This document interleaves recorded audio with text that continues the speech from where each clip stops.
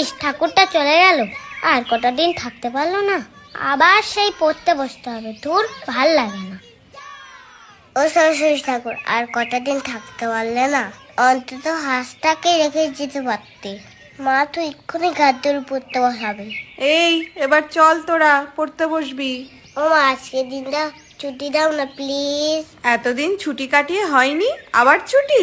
কালকের থেকে ঠিক পড়তে বসবো, প্রমিস। ও মা, হ্যাঁ হ্যাঁ, প্লিজ প্লিজ। একটু দাঁড়িয়ে যান, আপনারা চলে যাবেন না। আপনাদের সাথে একটু কথা ছিল।